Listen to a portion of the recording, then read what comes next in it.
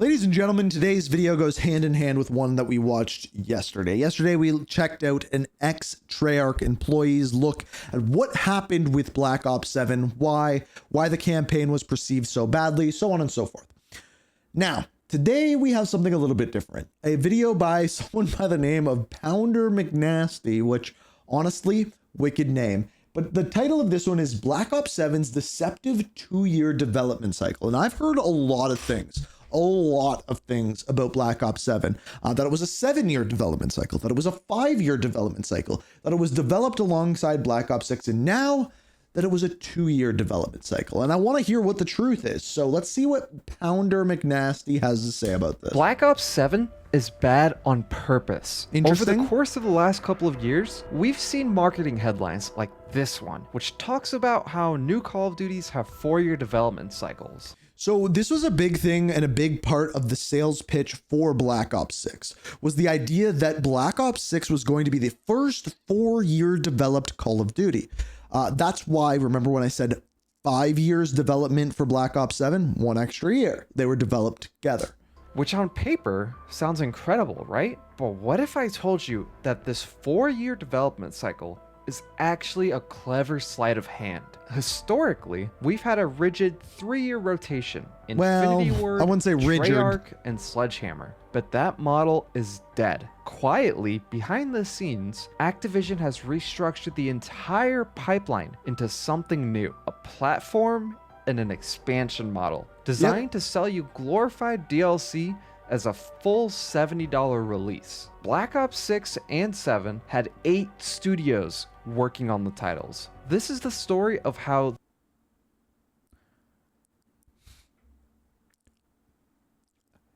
that's insane. Like, I was trying to think of anything else to say. Just go to any other Steam game, right? Like any of them, like really any of them. The most you will see in the developers is 3. 8. the new 4-year development cycle of Call of Duty is a flat-out lie. One that's designed to make you think that every off-year Call of Duty is actually worth $70.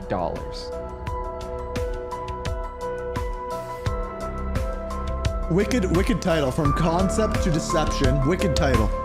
I'm Pounder McNasty, and I dive into the development stories behind video games. If you enjoy the content this channel has to offer, I'd appreciate it if you took a moment to I love the idea for your channel. Subscribe. Today, we dive into the deceptive development cycle of Black Ops 7.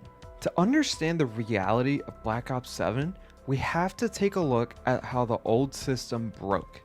From 2014 to 20... Okay, before he dives into this, I think there's already something he's wrong about, but I could be proven wrong here. I really could be proven wrong here. In reality, I'm going to have a video out on this. It's taking me a while to put together, and I'm probably going to have to give it to an editor because I don't think I can do a good enough job with it. And that is, I think Black Ops 6 and Black Ops 7 were developed together. I think it was developed as one game. And I think I have a lot of proof for that. So that's where I think he might be wrong here, but we'll see what he says. 2019, we had the Golden Triangle. Each studio had 3 years to develop a game.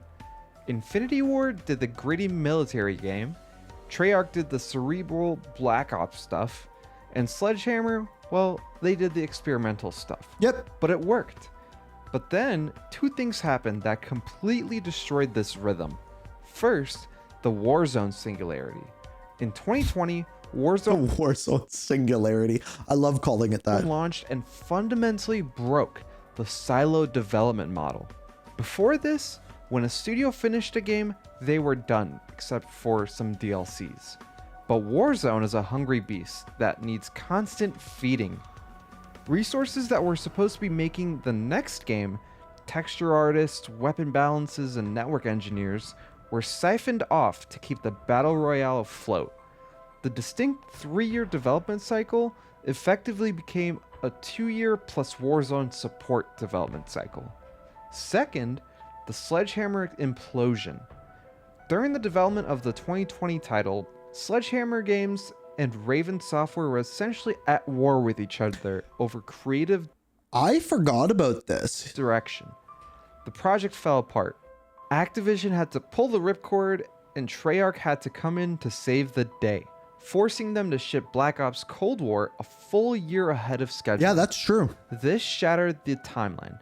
And with budgets ballooning from $450 million to nearly $700 million per game, the old way of doing things were simply too expensive to maintain. And ever since this, Treyarch, Infinity Ward, and Sledgehammer have contributed to every single Call of Duty game, year after. Yeah, and I think this is a huge mistake. He's 100% right with everything that he's saying here. Is that Treyarch, and Treyarch gets a bad name for this because they have worked on every Call of Duty game in one way or another. They did ranked play for Modern Warfare 2, Warzone, and Modern Warfare Zombies. Sorry, these are messed up. These are out of order. Oh, I see what's going on here. Modern Warfare Zombies was in 2023 and in 2024. That's why I'm getting confused here. But yeah, ranked play, Modern Warfare Zombies, Black Ops 6, Zombies, they went in for Vanguard, Cold War 2-year updates. Yep, absolutely. Vanguard ranked, like all of this is 100% true, yet they're still expected to make Black Ops 6 and they're still expected to make apparently Black Ops 7. This is poor management. There should be someone stepped in and said either this is how we're running our games from now on. You know what, Treyarch, you only make zombies. That's it. You're off of ranked play. You're off of multiplayer. You're just making zombies. Or someone needs to come in and say, Raven, you make all of the campaigns. You're making every Call of Duty campaign from here on out, which before this year, I would have said was a great idea. This year, they're proving me wrong. But this is a huge problem because no studio gets a break. And you may be saying, well, yeah, they should work year round, but that doesn't give them time to cook. They need time to cook. After a year, Activision still wants to maintain the illusion that these games are developed by individual studios so they can make the year's Call of Duty seem special, but it's incredibly deceptive. Yeah. This brings us to the biggest secret of Black Ops 7, the engine. Historically, Black Ops games ran on their own specific engine. Okay. It's why Treyarch games always felt colorful and arcadey and distinct from the heavier Modern Warfare titles. But with the development of Modern Warfare 2 in 2022, Activision laid down a new law.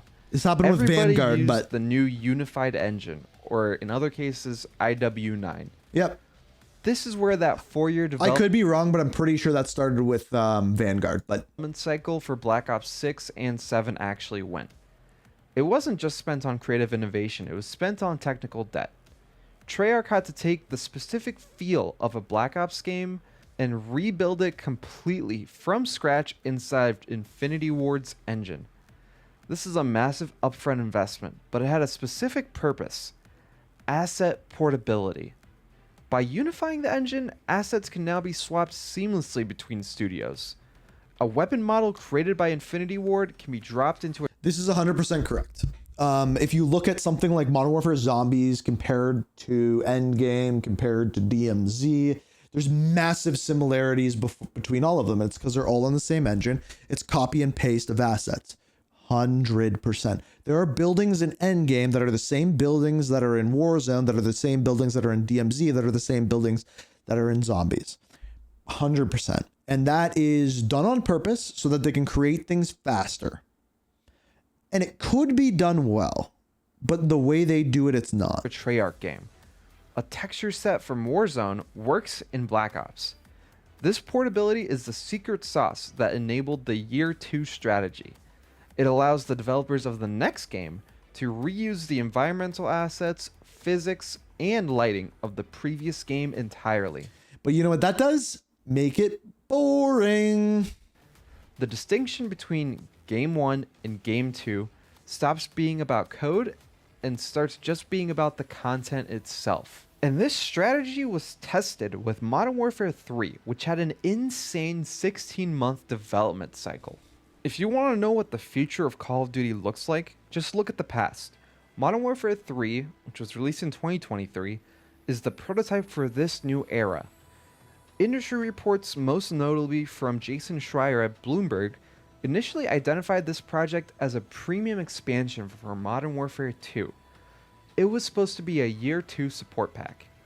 but midway through, the suits needed a $70 release on the balance sheet.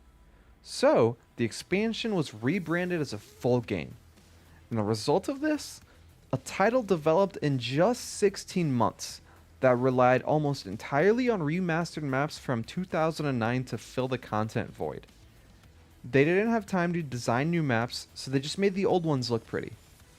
They also introduced Carry Forward, where all your guns from the last game moved to the new one.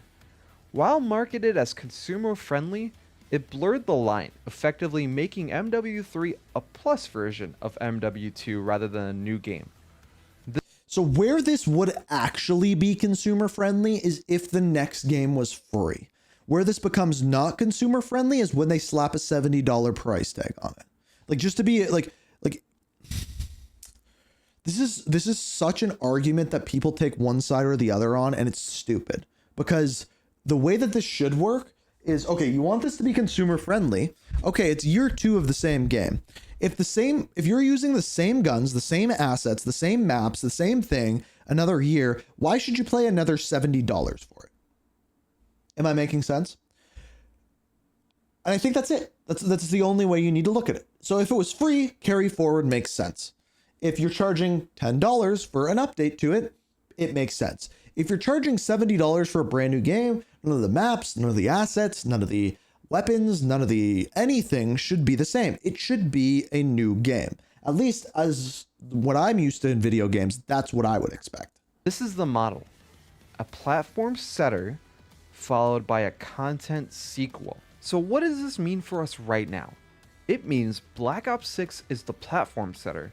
The 4 years were spent building the systems like zombies, omni movement, weapons sandbox, and the UI. Terrible UI. Not as bad as Battlefield. Foundation, which brings us to 2025.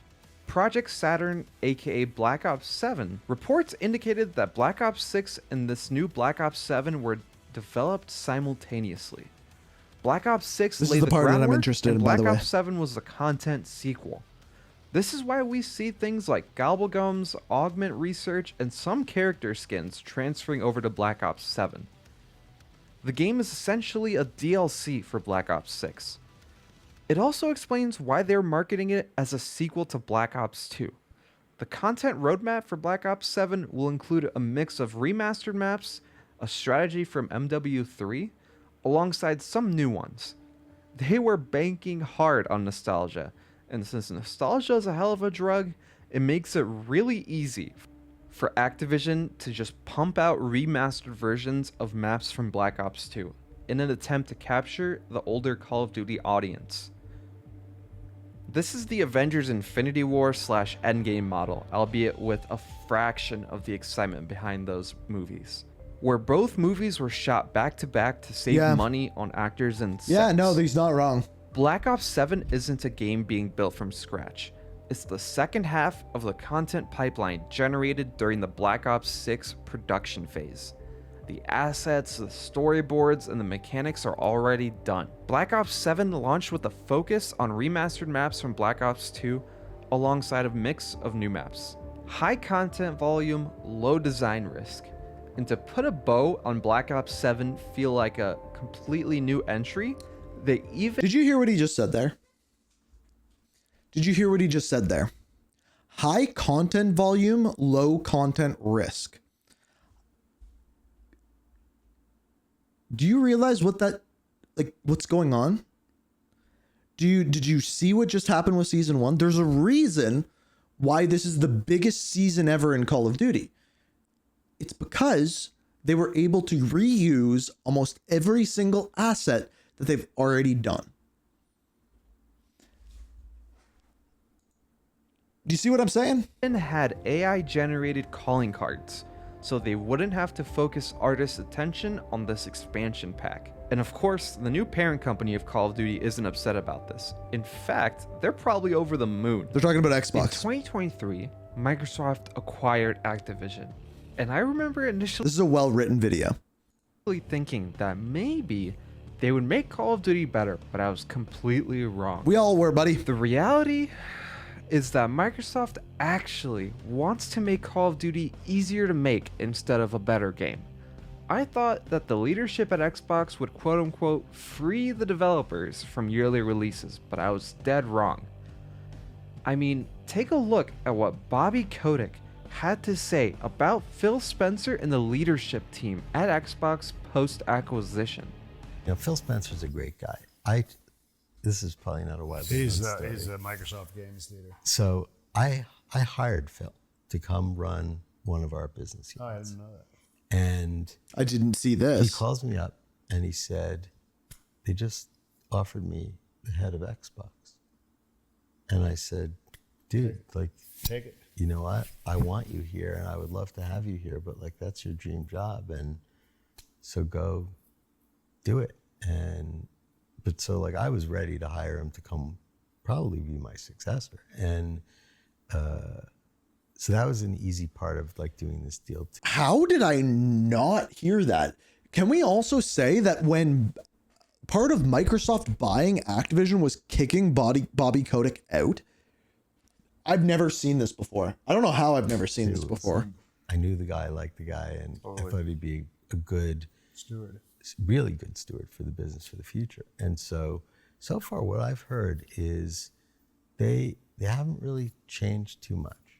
And you know that there's no corporate infrastructure anymore. So it's back to like all studios. That's not true. Yep, you heard that right.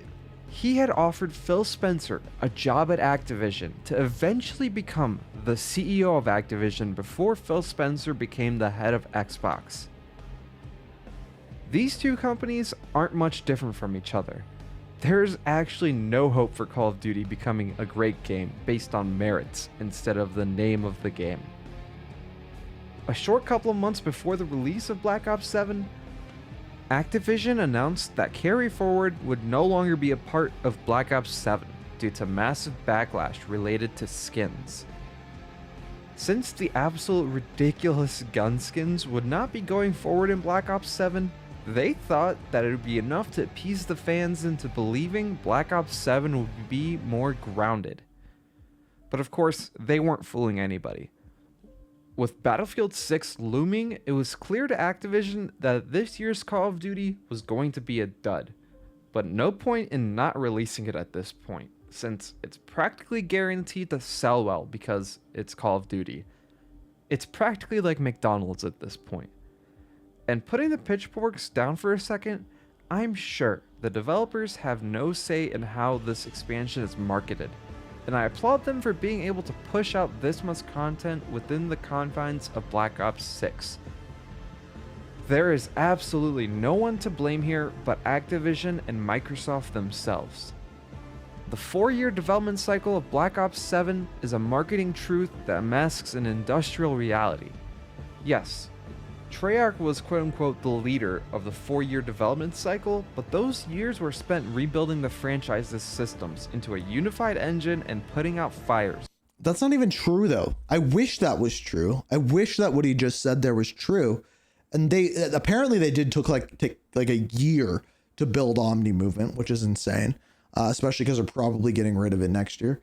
But like what I find actually more interesting there is that they should have had a 4-year development cycle because of what they did with Modern Warfare 2, Modern Warfare 3. And I think that's actually like if we want to actually be positive here, that's the part that we're missing, right? It's okay, we're going to do 2 of the same games back to back as like a $70 expansion. Well, technically, if you did that every single year, if you did, say for example, they did Modern Warfare 2, Modern Warfare 3. And then they did Black Ops 6, Black Ops 7. And then they did Advanced Warfare 2, Advanced Warfare 3. They're not doing that, but let's just say they did. Well, then by the time Modern Warfare 4 came around, technically, it should be Modern Warfare 2, Modern Warfare 3, 5-year development cycle. But that's not actually what they're doing because in reality, every single studio is working on every single game. On other games like Vanguard Zombies. For us, the players, the conclusion is clear. Call of Duty has ceased to be a series of discrete games. It's become a singular, evolving software platform. Yep. The 4-year titles, like Black Ops 6 and 7, are the massive system updates.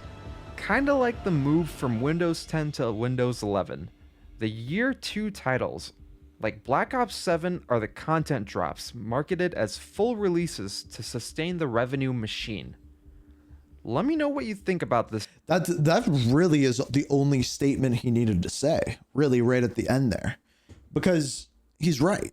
It essentially is DLC. I don't know why I have a stack of papers here, but does it make me look legit? I actually do know why I have it. This was my list for doing camos, but I don't think I need to say anything else.